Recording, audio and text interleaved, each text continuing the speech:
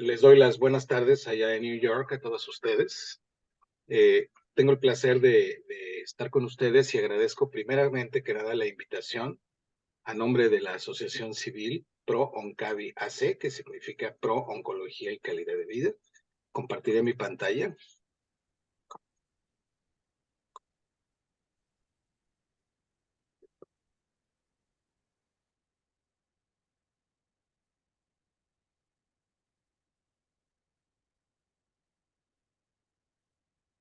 Verificamos, ¿estamos bien? ¿Nos vemos bien? Sí, la puedo ver bien. Perfecto. Bueno, miren, antes que nada, quisiera decirles que este es un tema complejo. Trataré de hacerlo lo menos árido posible, tratando básicamente de poder correlacionar y bajar una información muy técnica a un lenguaje coloquial. Es básicamente lo que pretendo hacer y he dividido esta plática, ya que estaré 2 semanas con ustedes, dividir esta plática básicamente en una primera parte donde correlacionaré el marcador tumoral CA125 básicamente con el cáncer ovario y endometrio, con cáncer ginecológico y un poquito con síndrome de Lynch, que tiene una asociación con diferentes cosas y que veremos en una sesión posterior. De tal manera que va a haber continuidad en 2 charlas en 2 semanas consecutivas. Mi nombre es Homero Fuentes de la Peña, soy médico oncólogo, especialista en oncología médica, y que tenemos 30 y tantos años de experiencia. Déjenme, no corre esto, lo voy a dejar de compartir y lo voy a volver a subir para que corra. Lo vuelvo a hacer. Como suele suceder en la prueba, sale y luego ya no quiere. Okay.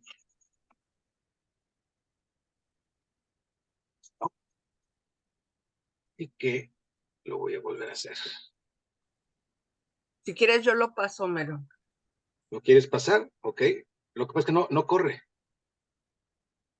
Pero bueno, comparto la pantalla. Ahí está.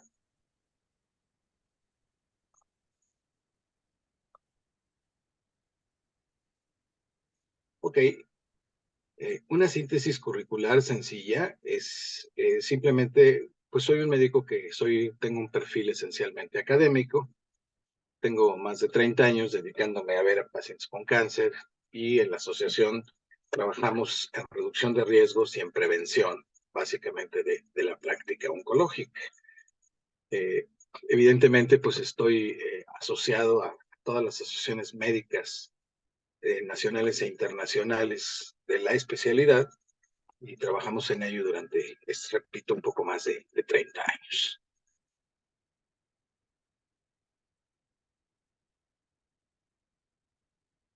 Bueno, empezaré por el contexto, ¿sí?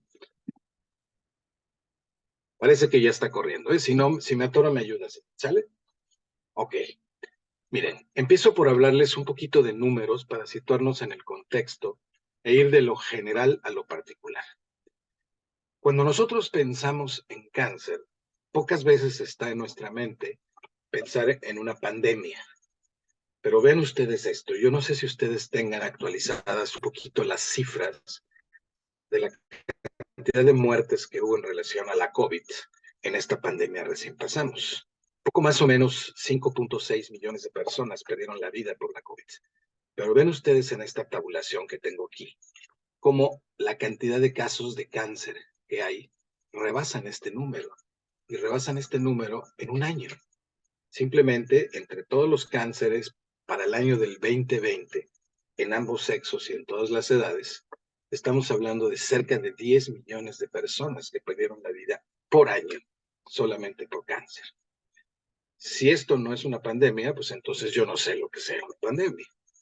Estas son las cifras universales que tenemos en relación a la incidencia y a la mortalidad por cáncer, y en donde podemos ver que, por ejemplo, en el mundo completo, en el mundo entero, la mortalidad por cáncer se da esencialmente por cáncer de pulmón en primer lugar, segundo lugar el cáncer de colon y recto, tercer lugar el cáncer de hígado, posteriormente el de mama. En el caso de la próstata, nos vamos al 8º lugar, aunque en México el cáncer de próstata es el número 1. es diferente en cada localidad. Lo que quiero hacer y llamar la atención de ustedes es ver las cifras, ¿no? Las cantidades. Y empezando por el principio, ¿qué es el cáncer? No es fácil entender el proceso del cáncer. Primero que nada, tenemos que entender que es un término genérico, es decir, es un grupo de enfermedades diversas, de comportamientos biológicos muy distintos y poco predecibles. Y dicho crecimiento existe y permanece después de que el estímulo o los estímulos que lo produjeron lo mantienen, a pesar de que dichos estímulos no estuvieran. Ejemplo, si yo, por ejemplo, tengo un cáncer porque fumé y dejo de fumar, eso no me garantiza que yo ya vaya a dejar de tener cáncer. Tendría que pasar un periodo de tiempo. Característicamente, las células que tiene un paciente con cáncer presentan un crecimiento desordenado, anárquico, y tienen un proceso de mutaciones evolutivas complejas a las cuales voy a explicar ahorita y me voy a referir, de diferentes tipos de clonas celulares. En estos tumores hay una pérdida absoluta de lo que es el control y la regulación de este crecimiento celular, a diferencia de la forma en que un tejido celular normal, no canceroso, se presenta y se reproduce. La reproducción suele ser excesiva, algunas veces muy excesiva, y la reproducción como tal está asociada a la pérdida de la forma y la función de las células, y una característica muy importante es lo que técnicamente conocemos como apoptosis, lo cual simplemente significa la muerte celular programada. Es decir, todas nuestras células están programadas para vivir un tiempo, morir y ser repuestas. Sin embargo, la célula cancerosa no. La célula cancerosa es inmortal. Y esto es muy importante tenerlo presente porque estamos hablando de un fenómeno biológico diferente. Ahora, quisiera empezar con un poquito de la parte genética que nos permita entender este proceso. Reitero, no es un tema sencillo. Yo les pido su atención para poderlo entender y lo bajaré al nivel necesario para que sea entendible. Cuando nosotros hablamos de lo que es el código de la vida y el entendimiento de cómo es que los seres humanos estamos formados, nos vamos a remontar al año de 1865, en el jardín de una abadía del antiguo imperio austrohúngaro, hoy República Checa, ¿sí? En la abadía de Brno. Allí había un monje agustino, el monje Gregor Mendel, que era biólogo, y que el cual fue considerado en su momento, y después de su fallecimiento, el padre de la genética. ¿Por qué es importante y por qué me refiero a él? Porque él inició un proceso de cruce con hibridación de las plantas de los chícharos. Y gracias a ello, él describió la manera en cómo las células y los genes se transmiten a la generación de hijos, de nietos, de bisnietos y viceversa. Y este modelo como tal, se llama modelo de Mendel, es la manera en que nosotros podemos entender cómo las enfermedades se pueden transmitir en generación a generación, ya sea de manera dominante o ya sea de manera recesiva. Sin embargo, curiosamente, y como a veces pasa en los eventos históricos, el que se llevó, digamos, el título de genética y de la incorporación de la ciencia de la genética a las ciencias médicas no fue precisamente Gregor Mendel, sino fue William Bateson, porque acuñó el término genética y lo hizo hasta el año de 1905. La primera descripción de lo que es prácticamente, yo le llamo nuestro disco duro, la forma en que nosotros podemos en un momento dado entender la información que tenemos, es precisamente cuando se describe el sistema de doble hélice que conforma nuestro DNA, nuestro ácido desoxirribonucleico, cuya secuenciación y copiado nos permite tener las características biológicas, físicas, biológicas que tenemos. Este hecho acontece el 25 de abril del año de 1953 y se hace en un laboratorio en la Universidad de Cambridge, en el Reino Unido, y se hace a través del británico Francis Crick y el norteamericano James Watson. Ellos fueron acreedores al Premio Nobel de Medicina por este descubrimiento que realmente constituye un parteaguas entre la medicina antigua y la medicina moderna, y por razones diversas administrativas fue hasta 9 años después, en 1962, cuando se les entregó el premio Nobel, unido a Maurice Wilkins en la Nueva Zelanda, y ya sin la presencia de otra británica que había fallecido, que es Rosalind Franklin. Este es un ejemplo y es una esquematización de lo que son las barras del DNA, del ácido desoxirribonucleico. Si ustedes pueden ver, son dos hélices que están unidas por unas barras que están constituidas por lo que se le llaman las bases, cuyas bases tienen los llamados aminoácidos. Son segmentos de proteína que tienen una secuencia específica y que aquí de manera gráfica ponemos en colores diferentes para que se vean estas secuencias como tal.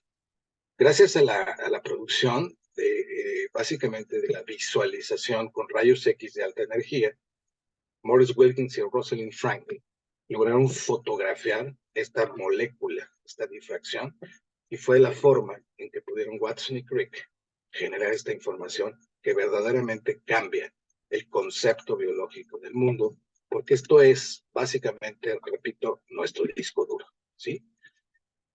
En el año de 1990 se inicia el financiamiento de un programa que se llama Proyecto Genoma Humano. Esta es una iniciativa internacional que básicamente fue llevada tanto por el gobierno norteamericano como por el gobierno inglés, y que se presenta en su primera entrega de borrador en el año 2000 para ser finalmente transcrito y publicado hacia el mundo en el año del 2003. Los mediadores que estuvieron ahí fueron el presidente Clinton y el Tony Blair, que fueron los que de alguna manera recibieron el proyecto del genoma humano, y que puso de manifiesto algo muy importante.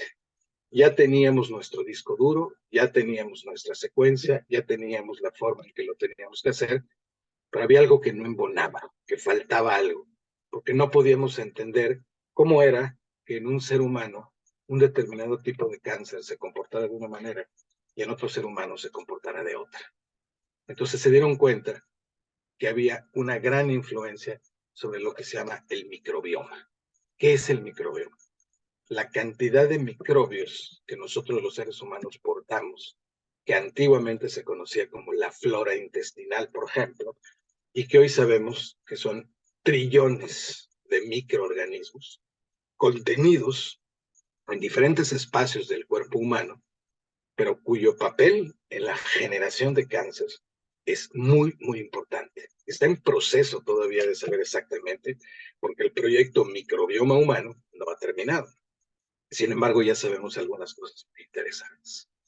Importante tener presente lo siguiente: el genoma humano, nuestro disco duro, es único e irrepetible en los seres humanos. De ahí nuestras diferencias. Excepción hecha, por supuesto, con los gemelos idénticos y con los organismos clonados. Nosotros tenemos un total de 46 cromosomas, 22 pares de autosomas y un par de alosomas. Juntan 23 pares de cada lado.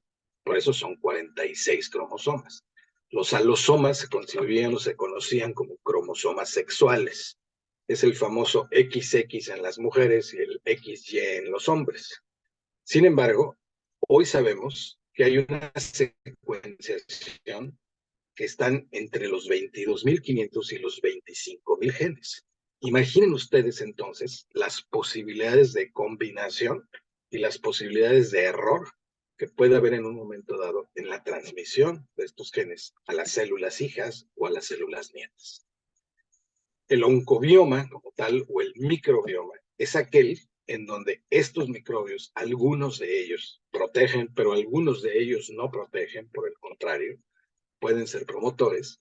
Este oncobioma, microbioma, es el entendimiento de la interacción que existe entre el microambiente de cada uno de nosotros y justamente la genética o las estructuras del DNA que tenemos en nuestro organismo, que reitero, son diferentes en las personas. De ahí que la manipulación de esta microbiota, particularmente la intestinal, podría mejorar no solamente la eficacia de los tratamientos, como de hecho ya sucede, sino muy probablemente tener un papel preponderante en el diagnóstico de prevención, en la prevención oportuna, en la prevención y en el diagnóstico oportuno del cáncer. Aunque parece todavía un tanto prematuro, no tanto, pero un tanto prematuro, parece ser que lo que se llama disbiosis de la microbiota o alteraciones en esta flora microbiana, particularmente constituida por virus, más los factores genéticos que cada uno de nosotros tenemos, más un proceso de inflamación crónica, como lo puede ser el estrés, como lo puede ser en un momento dado el consumo de alimentos chatarra, parece que la conjunción de todo esto son lo que nos lleva finalmente a padecer el cáncer. Recientemente hay varias tecnologías que se han acuñado para poder entender esto que se llama Next Generation Sequencing o tecnología de nueva generación, que nos permite conocer esta estrategia interesante para poder llegar a unos diagnósticos y a una conjunción de elementos que nos permite explicar este fenómeno como tal. Con la única finalidad de tratar de poder entender de lo que estoy hablando, quiero decir, ¿a qué se le llama mutación? Se le denomina mutación a cualquier cambio en la secuencia de estas bases que les mencionaba en colores en el esquema de Watson y Crick, que son la secuencia de los aminoácidos o nucleóticos del DNA. Cuando ocurre una mutación, o sea, un cambio en esta secuencia, en un solo gen, en uno de tantos de los 22.500 a 25.000 que hay, se le llama mutación genética. Cuando ocurre en uno o varios cromosomas, se le llama mutación cromosómica.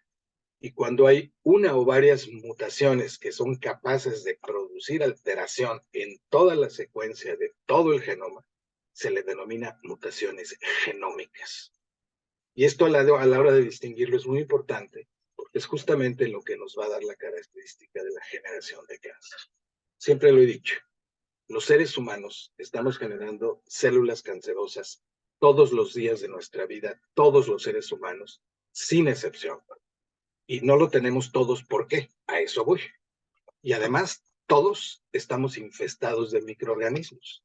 ¿Por qué? Porque hay trillones de seres humanos conviviendo con nosotros. Piensen ustedes en esto. ¿Cuántos millones o billones de seres humanos pueblan la Tierra? Aproximadamente 8.5 billones de seres humanos existimos en él. Un solo organismo tiene trillones de microorganismos. O sea, un ser humano tiene más microbios que habitantes tiene la Tierra.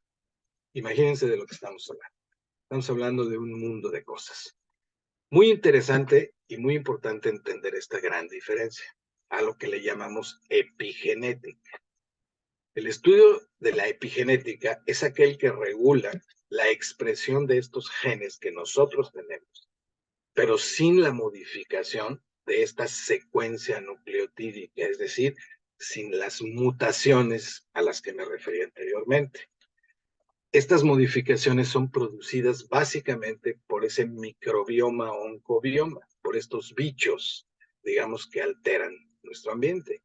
De tal manera que la modificación epigenética es un campo muy prometedor, tanto para la prevención como para la detección oportuna de las neoplasias o de los cánceres.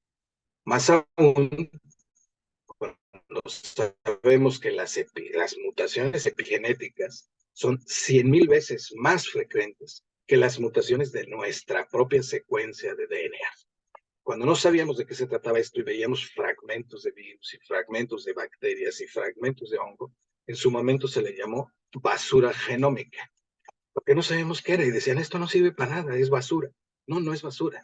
Son esos microbios y la modificación de esas floras y de esas alteraciones, sabemos que hay algo muy importante, son el gatillo que dispara en un momento dado la formación de un cáncer que, repito, todos estamos produciendo. Por ello, sabemos hoy lo siguiente.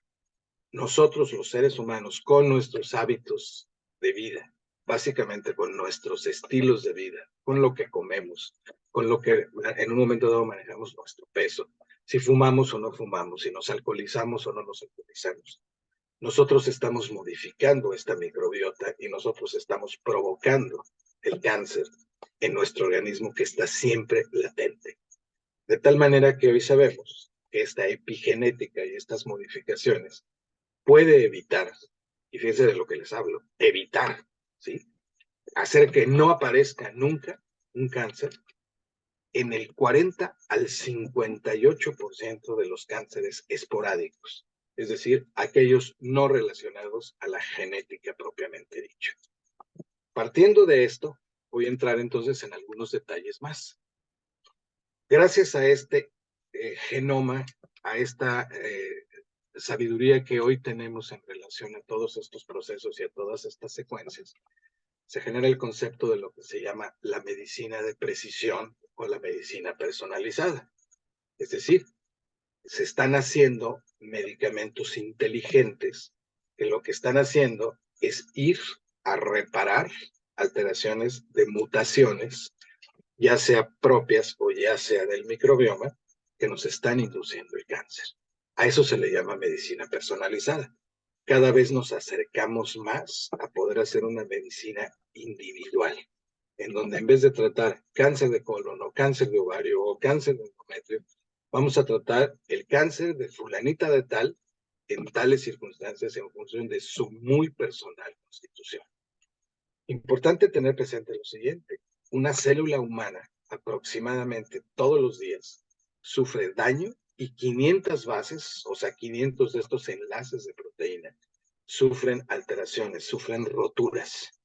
Y esas roturas a veces se pueden reparar, pero hay algunas que no son fáciles de reparar. Ejemplo, las mutaciones cromosómicas, que afectan toda la secuencia del genoma como tal, y que nos dan algunas alteraciones que hoy podemos determinar muy bien y que nos van a llevar justamente al tema del día de hoy, ¿no? Cómo podemos entender, cómo podemos medir, cómo podemos modificar esto y cómo podemos diagnosticar las cosas. Para ello tenemos, entre otros estudios, los que se llaman marcadores tumorales. ¿Qué es un marcador tumoral? Es una sustancia que habitualmente se produce en nuestro organismo en cantidades pequeñas, pero que cuando hay un cáncer o cuando hay una alteración específica, se produce en cantidades mayores. Hay aproximadamente hoy el 50% de los pacientes con cáncer que tienen marcadores tumorales. Por ejemplo, los cánceres de mama, los cánceres de pulmón, los cánceres de próstata, los cánceres de ovario, los cánceres de endometrio, los cánceres de colon y muchos otros más. Hay algunos que no los tienen. Sabemos que cada uno de estos marcadores tumorales es una herramienta interesante, pero no es algo que sustituya a la biopsia o no es algo que sea 100% fiable. Son herramientas sin duda útiles. Y la ciencia nos está trayendo cada vez más marcadores tumorales que puedan tener una mejor sensibilidad y una mejor especificidad. Y ahorita me refiero a qué me refiero con esto. ¿En quién debemos hacer cierto tipo de marcadores? Por ejemplo, pacientes que tengan riesgo familiar de cáncer. Ejemplo, el síndrome de Lynch, por ejemplo, el síndrome de Gardner, el síndrome de Turcotte o algunas cosas así. Pacientes donde tengamos una sospecha de que puede tener un cáncer, pero no tenemos un diagnóstico. Pacientes que hayan tenido familiares con el padecimiento, particularmente cuando este cáncer se desarrolló en los familiares en etapas jóvenes de la vida.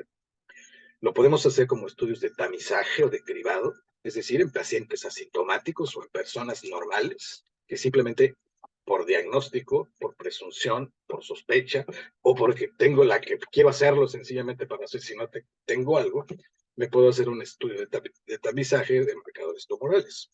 La mayoría de los tumores tienen estos marcadores tumorales en sangre. Sin embargo, algunos no, algunos que hay que irse al tejido.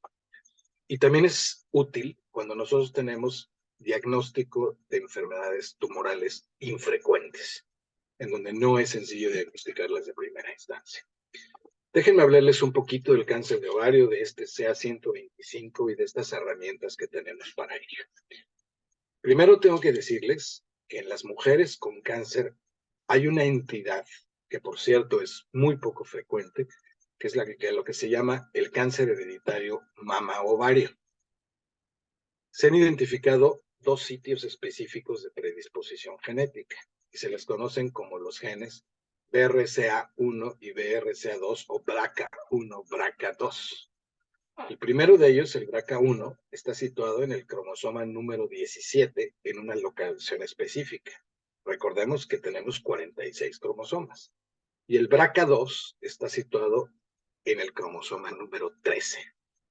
Estas dos alteraciones relacionadas a BRCA, no sé si ustedes recuerdan, hace algunos años, que Angelina Jolie, por ejemplo, se hizo una cirugía de prevención porque tenía un altísimo riesgo de tener cáncer de mama y de ovario, porque tenía la mutación de ambas. Esta es una situación muy poco frecuente. Existe, por supuesto, pero se presenta en un porcentaje menor al 5% de las cosas. Entonces, durante aquellos años, se presentó una fiebre de que todas las mujeres querían quitarse los ovarios y quitarse las mamas de manera preventiva. Y eso no es correcto. Está correcto cuando tú tienes un cáncer o una predisposición hereditaria por mutaciones genéticas de este tamaño. De acuerdo, ahí sí. La mayor parte de las mutaciones que nosotros vemos se deben al cambio en el marco de la lectura o de las mutaciones epigenéticas, como les decía. Hasta el 86% por ello de ellas se producen con proteínas truncadas y se pueden asociar al famoso síndrome de Lynch, del cual abundaré ampliamente la próxima semana. Hoy tocaré algunas cosas de este. ¿Okay? ¿Qué es el CA125, CA125 o como ustedes le quieran y lo prefieran llamar? ¿Sí? Es la medición en la sangre de una glicoproteína, es decir, una proteína unida a una glucosa, a un azúcar, que recibe el nombre de antígeno que se llama 125 o CA125 simplemente, y este test suele elevarse en el carcinoma epitelial del ovario. Ojo, epitelial del ovario. No todos los cánceres de ovario son iguales. Este cáncer epitelial de ovario habitualmente, más que surgir en el ovario, surge en las trompas de falopio o en el peritoneo. Son lesiones de la envoltura propiamente de la capa que envuelve el ovario y las trompas. Y esto constituye más o menos el 75-80% de los casos de cáncer de ovario en las mujeres adultas. La elevación del CA125, que habitualmente tiene un valor entre 0 y 35 en la mayoría de los tests, aquí puede elevarse el doble, el triple, el cuádruple, el quíntuple, y vemos cifras en miles incluso. ¿Sí? Pero no es la única razón por la que el CA125 se puede elevar. He ahí la parte de sensibilidad y especificidad.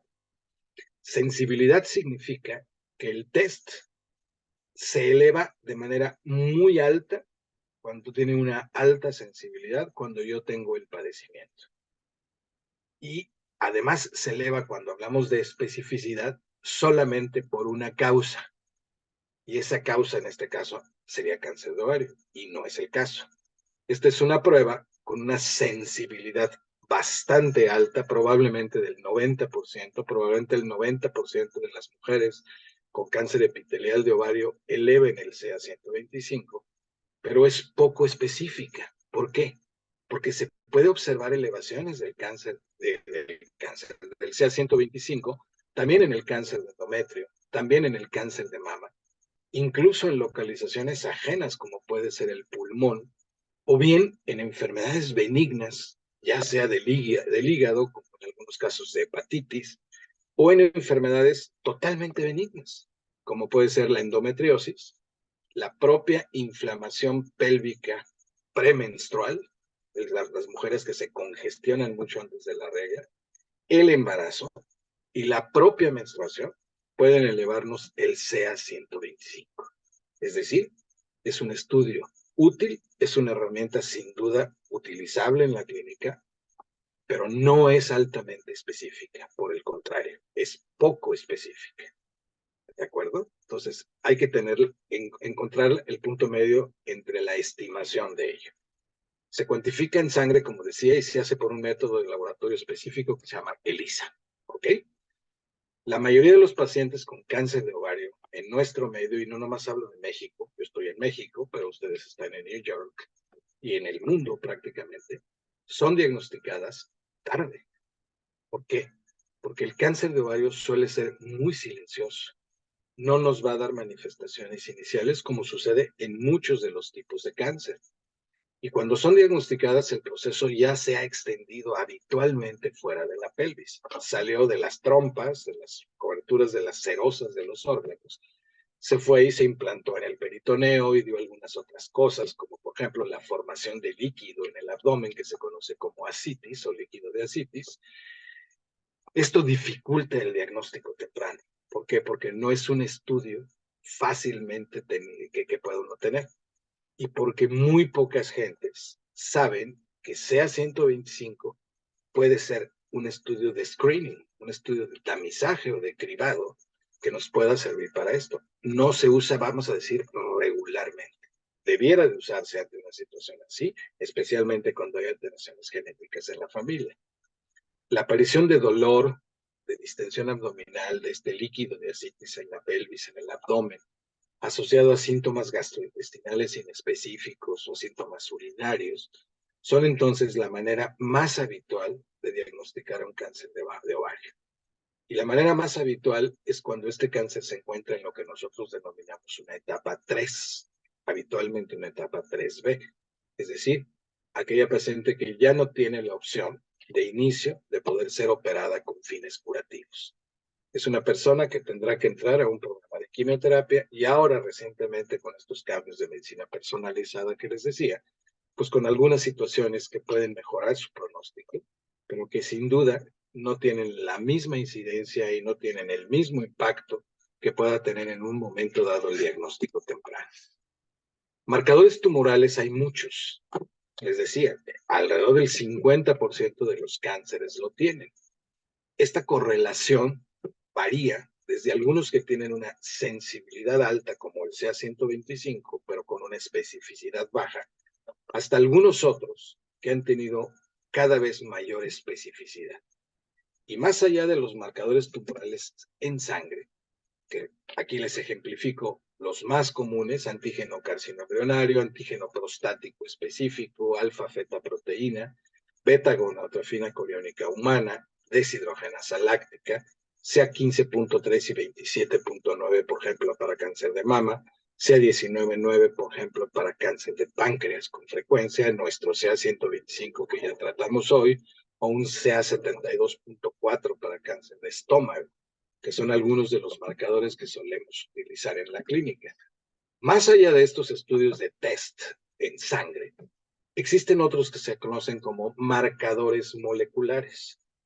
Estos no suelen determinarse en una muestra de sangre. Tenemos que ir más al fondo, hacer una prueba molecular, ya sea mediante una liquid biopsy, por ejemplo, una biopsia líquida, o bien en el análisis específico de la biopsia que obtenemos en el tejido. Estos crecen también de manera acelerada, rápida, son más específicos y más sensibles que los séricos o los tumores, los marcadores tumorales que se usan en la clínica regular, pero se usan ya en forma muy dirigida y muy determinada para algunas alteraciones corporales. Bien, cuando nosotros vamos a tratar cáncer de ovario, sabemos que la piedra angular o el tratamiento más útil que podemos tener para el cáncer de ovario esencialmente es la cirugía. Sin embargo, es muy poco frecuente que por lo menos de inicio, en función de este diagnóstico tardío, podamos hacer una cirugía regular en algo que se conoce como protocolo de ovario, en donde hay que retirar el útero, ambos ovarios con ambas trompas, habitualmente el apéndice, y que esto va precedido de un lavado y de la extirpación también de lo que es el peritoneo o epiplón. A eso se le llama una cirugía radical de ovario de máximo esfuerzo. Comúnmente eso no se puede realizar fácilmente por el avance de la enfermedad. Y entonces tenemos que andar haciendo algunas cosas que se puedan hacer o inducir a los pacientes para que puedan recibir un tratamiento previo y después podamos hacer una cirugía lo más radical. Yo un poco de broma les digo que tenemos que hacer una lo que se pudectomía radical, o sea, lo que podamos hacer, pero realmente esa sería la idea. ¿Cuál es el objetivo de la cirugía? Debido a la naturaleza propia del cáncer de ovario, que tiene una tendencia grande a diseminarse a las estructuras de revestimiento, como lo es el peritoneo, como lo es todo esto, por eso se forma el líquido de ascites, es muy difícil poder quitar todo. Y muchas veces de lo que quitamos, a pesar de quitar muchas cosas, no podemos quitar todo porque no lo vemos. Entonces, el objetivo central de la cirugía de máximo esfuerzo es dejar el residual tumoral menor en cuanto a su volumen y se le llama residual óptimo, que en el mejor de los casos debe de ser menor a 1 o 2 centímetros, ya sea con la cirugía inicial o después del tratamiento que haga de una etapa 3, una etapa 1 o una etapa 2 que nos permita poder operar. Y otro de los grandes pilares que tiene el cáncer de ovario para su tratamiento, que por cierto es bastante exitoso, ahorita les platico de los resultados, es la quimioterapia. La quimioterapia yo considero que es imprescindible en este tipo de cáncer. En términos generales, los tumores epiteliales responden muy bien. Y los tumores germinales, aquellos que son y que salen precisamente de las células germinativas, aquellas que nos van a dar los óvulos para la concepción posterior, responden aún mejor. Las tasas de respuesta suelen ser arriba del 80-90% y en los germinales hasta el 95-98% de las veces. El grave problema de aquí es que el éxito depende de la enfermedad residual tras una cirugía y que este tipo de tumores ováricos, en el caso de los epiteliales, son terriblemente tercos. Entonces, termina uno el tratamiento, parece que todo está muy bien, y al cabo de cierto tiempo, ahí viene la recaída, empiezan a elevar el CA-125, empiezan a darnos algunas otras situaciones. Por ello se ha generado hoy, la ciencia nos ha permitido conocer la utilidad de lo que se llama la terapia de mantenimiento. Es decir, una vez terminada la quimioterapia, una vez operada la paciente, solemos utilizar anticuerpos, medicamentos específicamente como antiangiogénicos para evitar que los tumores se nutran, o medicamentos altamente especializados como la inmunoterapia y otros biológicos a los que me voy a referir solamente como un campo de referencia.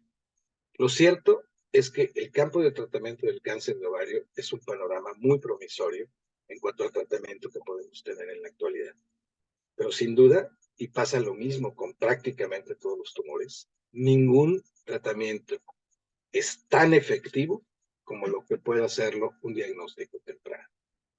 Los protocolos internacionales que existen, por ejemplo, el ICON-7 en los países europeos, el GOG 218 en los Estados Unidos de Norteamérica, son los protocolos que rigen esto, la adición de una sustancia como bevacizumab, que es un anticuerpo monoclonal, ha favorecido y ha producido respuestas mucho mayores, pero reitero, con índices de respuestas y de recaídas suficientemente altos.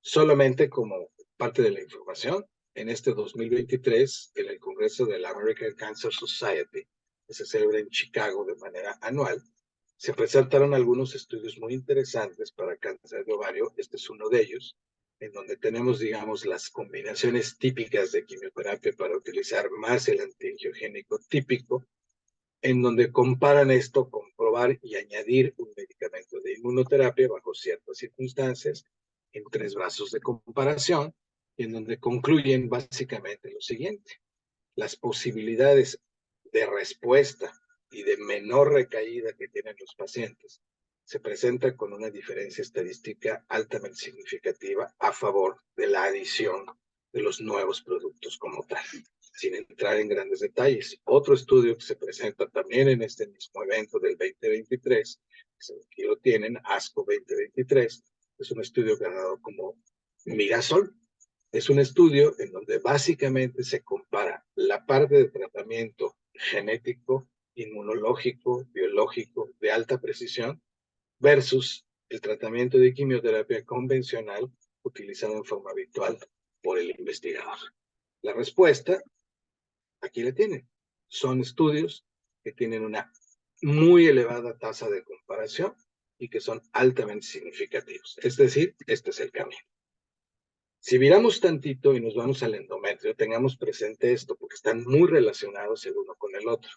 Primero, el CA125, de la misma manera que se eleva en el cáncer de ovario, se eleva muy comúnmente en el cáncer de endometrio, específicamente cuando estamos hablando de los llamados histológicamente carcinomas endometrioides, como tal. Este tipo de tumores endometriales en la población latina es un poco menor en frecuencia que en la población anglosajona. Sin embargo, créanme que están creciendo de una manera notable entre los pacientes latinos. Y este es uno de los tumores que ha tenido uno de los progresos en patología molecular y en estudio de diagnóstico, separación y todo esto más notables que hay. Entonces, fíjense, ya llevamos dos cosas que pueden ser muy útiles.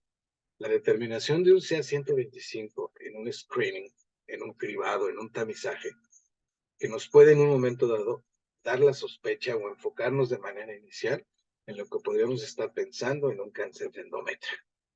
Cáncer de endometrio es aquel que surge en la capa de revestimiento del útero, que es la capa interna del cuerpo del útero. Es exactamente lo que se descama mes con la menstruación. Cada mes menstruamos, se cae el endometrio y el organismo lo vuelve a formar en el siguiente mes con las situaciones hormonales. Estos tumores de ahí son cada vez más frecuentes. Y vean la importancia que está teniendo la parte de diagnóstico de integración genética. Primero, hoy sabemos que hay entre un 5 y un 20% de los pacientes que pueden tener un cáncer que tenga relación con la genética o la herencia. Los de la herencia son mucho más pequeños. Y ahorita les digo la diferencia de esto. Pero aquí tenemos mama, endometrio, ovario, colon, pulmón y muchos más. El estudio de genética de Cardiff relacionó, y ven históricamente, los números ascendentes que tienen los registros de pacientes o de familiares o de personas que acuden por un test genético. Es exponencial, ¿no? En 1985, 119 registros, 1990, 962, para el año 2020, 4,000, para el año 2020, 56,323 registros. Esto les habla de la tendencia de poder estudiar el marco genético y molecular de las personas. El cáncer de endometrio ha sufrido toda esta situación de cambio en función precisamente de los paneles que se hacen hoy día, pensando en la asociación o no con el síndrome de Lynch y en un momento de las alteraciones moleculares que tengan. Y nos llevan finalmente a esto, a los cribados moleculares, buscando alteraciones mutacionales que nos distingan a un tumor que tiene relación con la genética versus aquel que no lo tiene. Aprovecho para decirles, genética es justamente toda esta secuenciación a la que me he estado refiriendo. Herencia es diferente. Herencia es cuando yo transmito una enfermedad de padre a hijo, de madre a hija, de madre a nieta, por ejemplo. Eso es herencia. ¿Qué porcentaje de los tumores son heredables en generación? Menos del 1%. ¿Qué porcentaje de los pacientes pueden tener alteraciones genéticas que asociados a los estilos de vida puedan desarrollar cáncer? Entre un 5 y un 20%. Más para unos, menos para otros. ¿Sí? ¿Qué quiere decir? Que la mayoría de los cánceres siguen la clasificación específica que nos da la Federación Internacional de Ginecología y Obstetricia para el año del 2023 para el cáncer endometrio, fue comparada en función de estas adiciones moleculares que yo les decía. Y lo que se comparó del 2008 al 2023 nos hace que esta determinación específicamente de una mutación llamada POL-M, o POL simplemente, utilizando la medicina de precisión, nos permite tener un excelente pronóstico también para el cáncer endometrial. De tal manera que el cáncer endometrial hoy día se va a enfocar básicamente buscando estos tumores POLD ultramutados, algunos que son hipermutados, algunos que tienen alteraciones en las copias en forma baja u otros que los tienen en las copias en forma alta. que nos van a dar situaciones distintas y que nos convierte también al cáncer de endometrio en un poco lo mismo de los que hemos estado manejando. Un grupo diverso de enfermedades, como lo es el cáncer de ovario, como lo es el cáncer de mama, como lo es el cáncer de colon, como lo es el cáncer de pulmón, como lo es el cáncer de próstata. Es decir, tenemos que irnos acostumbrando a que las enfermedades no son una enfermedad y ya. Es una enfermedad única en cada persona que tiene un genoma y un sistema genético específico. Y que las guías internacionales de manejo en Europa, en América Latina, en los Estados Unidos de Norteamérica y en Asia han hecho que las cosas cambien, agrupen de una manera completamente diferente. Estos son unos ejemplos, por ejemplo, de 233 mujeres estudiadas en el 2015 al 2016, asociadas en un momento dado con el screening universal, básicamente para el síndrome de Lynch. Bueno, resulta que el síndrome de Lynch, que como repito, lo veremos la próxima semana de manera mucho más simple, pues tiene una franca relación también con el cáncer de endometrio. Pero ven ustedes el resultado final de este cuadro, que no es otra cosa que el resultado final del screening en cáncer de endometrio, muy pegado al cáncer de ovario. ¿Qué nos dice? Que la mutación MMR, que es una mutación inmunológica, básicamente para esto, se presenta en el 2.1% de los casos. Y que la asociación con el síndrome de Lynch o síndrome de Lynch-like, que es algo semejante, sin ser específicamente un síndrome de Lynch, se presenta en el 1.3% de los pacientes. El cáncer esporádico sigue siendo más frecuente que el cáncer genético, pero hay poblaciones específicas que tienen el riesgo, aún no sabiendo que su familia lo tuvo. Porque cuántas veces, y muy particular en Latinoamérica, no sabemos qué tuvo mi mamá, qué tuvo mi papá, qué tuvo mi abuelo, qué tuvo mi bisabuelo. Es información que desconocemos y que un tamizaje nos puede ser muy orientadores al respecto. Quiero darles un mensaje final antes de cerrar y abrir el espacio para preguntas y respuestas de esta primera sesión y decirles lo siguiente. Les decía yo, los seres humanos estamos produciendo células cancerosas todos los días de nuestra vida. ¿Por qué no todos los seres humanos desarrollamos cáncer? Por dos razones. Porque tenemos un sistema genético que se puede preservar, en donde podemos evitar mutaciones, sobre todo de tipo epigenético, es decir, aquellas causadas por la microbiota anormal. Si nosotros mantenemos un peso saludable, si nosotros no comemos comida chatarra, si nosotros tenemos activación física, si nosotros tenemos un manejo de nuestro estrés de manera correcta, seguramente nuestras posibilidades de enfermar van a ser mucho menores. El sistema genético como tal, básicamente, es como el sistema de mantenimiento de nuestra casa o de nuestro edificio o de nuestra empresa. Yo necesito tener mantenimiento y esto lo voy a conseguir de esa manera. El segundo sistema es el sistema de vigilancia y el sistema de vigilancia lo constituye el sistema inmune, que se nutre esencialmente de los mismos elementos. Una buena nutrición, una actividad física, una estabilidad psicoemocional, un desarrollo óptimo de la parte espiritual de los seres humanos. Cuando nosotros tenemos un sistema de vigilancia y un sistema de mantenimiento adecuado, nuestra posibilidad de enfermar es menor. Pero si nosotros tenemos una enfermedad asociada a una parte genética, que son una minoría, nuestra posibilidad de enfermar será mucho mayor. ¿Sí? Por el día de hoy voy a dejarlo aquí y voy a agradecerles su atención y escucharles y decirles esto. Mucho cuidado con lo que consultamos. No todas las fuentes son confiables. Y a veces ir con el doctor Google, con el doctor Facebook, con el doctor TikTok, nos puede producir más confusión que beneficio. Para eso existimos